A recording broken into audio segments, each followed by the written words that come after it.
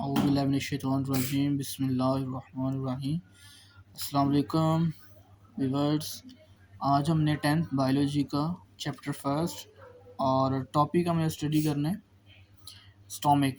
Stomach क्या होता है, जैसे हम क्या कहते हैं मैदा, ये क्या होता है, इसको ज़रा डिटेल के अंदर हम जो है ना वो स्टडी करेंगे। तो ये एक लॉन्ग क्वेश्चन है स्टोमिक, इसको ज़रा हमने डिटेल के अंदर स्टडी करना है कि स्टोमिक क्या होता है। तो सबसे पहले हमारे पास जैसा कि J-shaped stomach is located in the upper side of the abdominal cavity। ये स्टोमिक हमें नज़र आ रहा है, आपको नज़र आ रहा है, ये किस शेप का होता है, ये जे शेप्ड स्टोमिक होता है, ठीक है। और ये कहाँ पे लोकेट करते हैं, एब्डोमिनल कैविटी जो होती है वहाँ पे लोकेट करते हैं प्रॉपर। ये जे शेप जो है नज़र आ रहा है इस। अच्छा, उसके बाद बिलो द डायफ्राम, और ये कहाँ पे होता है, डायफ्राम के नीचे होता है, बिलो द डायफ्राम ये स्टोमिक मौजूद होता है, ठीक है। The part of stomach immediately after oesophagus is called cardiac and.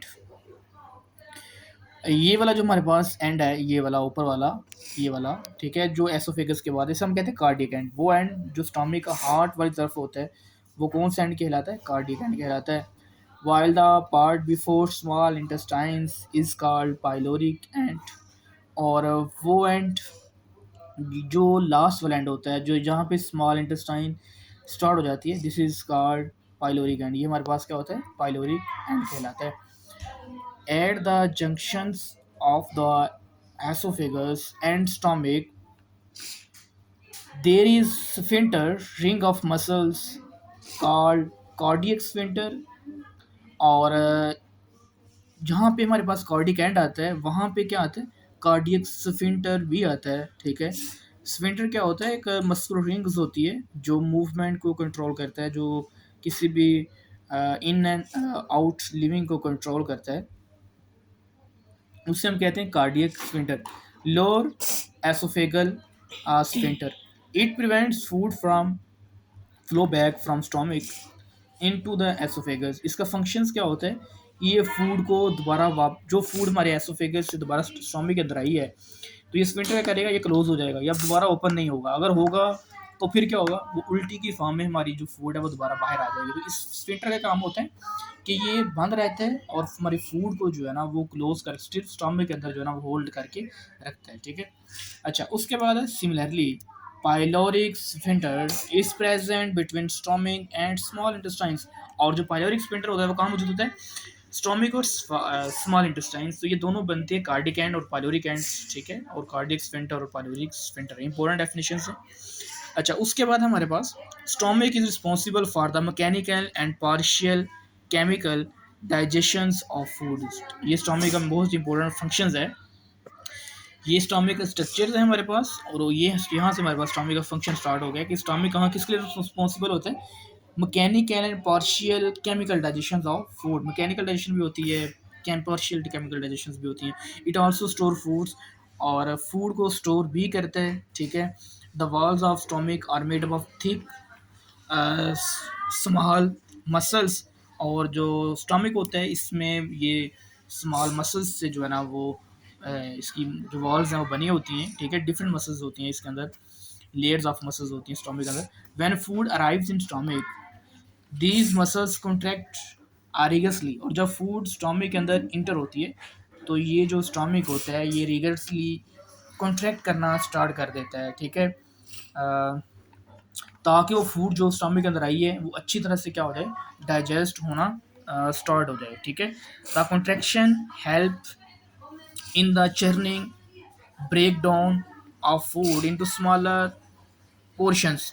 और फिर क्या होता है, ये जो कंट्रैक्शन है इसके रिजल्ट में क्या होती है, चर्निंग होती है। चर्निंग मतलब जैसे घरों में जो है ना वो बदानी वगैरह होती है, ठीक है, जो है ना उसको फूड के लिए क्या होता है, जब फूड हमारे पास जो ना वो घूमती है, ठीक है, चर्निंग होती है उसकी, और उसको स्मॉलर पार्ट्स में ब्रेक किया जाता है, ठीक है, ताकि वो फूड जो है ना हमारी बॉडी में एब्जॉर्ब होके हमें एनर्जी प्रोवाइड कर सके। दिस इज कॉल्ड चर्निंग, ठीक है। अच्छा, उसके बाद हमारे पास heat is also produced due to this churning. और जाहिर बेटा जब चर्निंग होगी तो उसके रिजल्ट में क्या होगा, हीट ऑब्वियसली प्रोड्यूस्ड होगी एनर्जी की फॉर्म में, जो है ना वो हीट जो है ना वो प्रोड्यूस होगी, हीट रिलीज होगी। This heat helps to melt the lipids, और ये हीट जो है ना ये एक एडिशनल फंक्शन परफॉर्म करती है। कौन सा फंक्शंस? ये लिपिड्स को मेल्ट होने के लिए जो है ना वो रोल प्ले करेगी। ठीक है, अब हमारे पास नेक्स्ट वाला टॉपिक है many small gastric glands. Gastric gland जो मैदे के लिए लफ्ज़ यूज़ होता है ना वो गैस्ट्रिक होता है। जैसे हमने बाहर अगर मेडिसिन पे जाएँ तो कोई स्टोमी का अगर हम रिलेटेड कोई मेडिसिन लेने जाएँ तो वहाँ पे जो हमें सिरप मिलता है या मेडिसिन मिलती हैं स्टोमी के रिलेटेड वो गैस्ट्रिक होती हैं, उसके ऊपर गैस्ट्रिक लिखा होता है। मीन्स टू स्टोमिक बात हो रही है। ग्लैंड्स वो होते हैं जो हार्मोन प्रोड्यूस करते हैं, हार्मोन रिलीज़ करते हैं, ठीक है? उसे हम गैस्ट्रिक ग्लैंड्स कहते हैं। वो प्रेज़ेंट होते हैं inner walls of stomach, stomach की इनर वॉल सबसे अंदर वाली वॉल्स में। Secrete gastric inactive enzymes pepsinogen. तो सबसे पहले जो हमारे पास उसमें हमारे पास क्या होती है, गैस्ट्रिक जूस पर बनता है। क्या बनता है? गैस्ट्रिक जूस बनता है। गैस्ट्रिक ग्लैंड्स क्या प्रोड्यूस करते हैं? Gastric juice. गैस्ट्रिक जूस में क्या क्या होता है? म्यूकस हो सकती है, फूड हो सकती है, HCl हो सकता है, ये सारी चीज़ें गैस्ट्रिक जूस से बनती हैं। इट कंटेन, जिसमें से बताया, हाइड्रोक्लोरिक एसिड्स, इनएक्टिव एंजाइम्स, पेप्सिनोजेंस, और इसकी फॉर्म हमारे पास एक्टिव क्या होगी? पेप्सिन्स होगी। एंड साथ में म्यूकस बेटा बताई गई है। Hydrochloric acid convert pepsinogens into active enzymes called pepsin. और ये जो सबसे अहम बात ये है कि पेप्सिनोजिन जो पेप्सिन में कन्वर्ट होगा जब फूड की ब्रेक होगी तो उसे कौन जो है ना वो कन्वर्ट करेगा? Hydrochloric acid. कौन कन्वर्ट करेगा? Hydrochloric acid. Pepsin break large proteins into shorter chains of amino acids called peptides. और यही पेप्सिन क्या करता है? प्रोटीन्स को ऑपरेट करता है, छोटी छोटी प्रोटीन्स बनाता है जिसे हम पेप्टाइड्स का जो है ना वो नाम देते हैं। ठीक है, very very important. Hydrochloric acid also kills pathogenic bacteria present in food. Hydrochloric acid का क्या काम है? उसने पैथोजेनिसिटी को ख़त्म करना है, बैक्टीरिया को किल करना है, पेप्सिन से प्रोटीन के ऊपर अटैक करना है। ठीक है, और बाकी जो फैक्टर्स होंगे उन्होंने जो है ना हमारे फूड को डाइजेस्ट करना है, फूड को ब्रेक करना है। अगर हम साइड बॉक्स की बात करें, इसमें क्या लिखा हुआ है? The stomach HCl is also strong that can dissolve metal, but your stomach is protected by the thick mucus lining that keep it safe from the harmful acid. Very very important, हमारे stomach में acid रखा हुआ है, हमें पता है hydrochloric acid, और ये वेरी डेंजरस है, ख़तरनाक है एसिड। लेकिन ये हमारे स्टोमिक को कुछ नहीं कहता। लेकिन अगर जो है ना हमारे स्टोमिक में कोई मेटल चला जाए, लोहा चला जाए, तो ये उसे भी डिसॉल्व करने की कैपेबिलिटी रखता है। हमारे स्टोमिक में अल्लाह ताला ने बनाया ही इस तरह डिज़ाइन किया हुआ है हमारी मसल्स को कि वो जो है ना उसको प्रोटेक्ट जो है ना वो कर लेती हैं, इसलिए हमारे स्टोमिक को कुछ नहीं होता। Next, the mucus forms a protective layer on the inner wall of the stomach where neutralize HCl। और सब फिर उसके बाद क्या होता है? म्यूकस जो है ना वो प्रोड्यूस होना स्टार्ट हो जाती है लास्ट वाली हमारे स्टोमिक लास्ट वॉल्स में, जो न्यूट्रलाइज करती है किसको? HCl को। So pepsinogen cannot be activated and the walls protected from break down. तो पेप्सिनोजिन जो होगा वो हमारे पास जो है ना वो एक्टिवेटेड नहीं होगा, and the walls are protected from break down. So pepsinogens cannot be activated and the walls protected from breakdown। तो जब तक हमारे पास पेप्सिनोजन एक्टिवेटेड नहीं होगा तो वॉल्स क्या होंगी? वो ब्रेक डाउन होने से प्रोटेक्टेड हमारे पास रहेंगी। ठीक है, अगर हम जो है ना नेक्स्ट बात करें, ये हमें जो है ना वो स्टोमिक नज़र आ रहा है। ठीक है, कि जैसे इसमें बताया गया कि यहाँ पे सबसे पहले हमारे पास कार्डियक एंड होता है, इसे कार्डियक स्फिंक्टर का भी नाम देते हैं। फिर उसके बाद ये पाइलोरिक एंड होता है, इसे पाइलोरिक स्फिंक्टर का नाम देते हैं। तो ये it is a J shaped हमारे पास जो है ना वो एक स्टोमिक बनता है, जे shaped stomach, very very important. अब उसने एक स्टोमिक का पीस लिया है, ठीक है, एक मसल्स का पीस लिया, उसका डाइसेक्शन जो है ना बता रहा है। ठीक है, उसका इनर व्यू जो है ना हमें ज़ाहिर कर रहा है। जैसे अगर हम देखें तो ये हमें सारी इसमें क्लियर हो रहा है।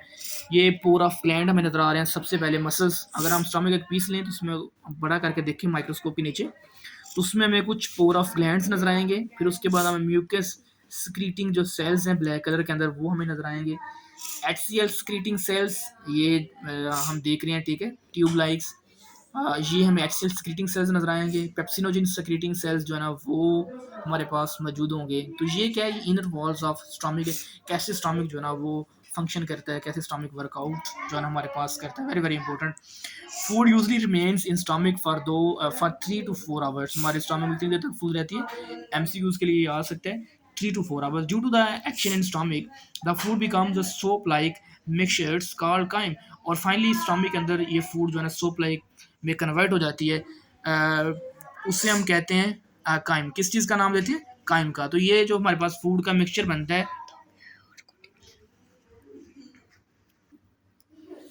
तो ये क्या, अच्छा, due to the reaction in stomach the food becomes a soap like mixtures called chyme. इसे हम क्या कहते हैं? इसे हम काइम कहते हैं। ठीक है।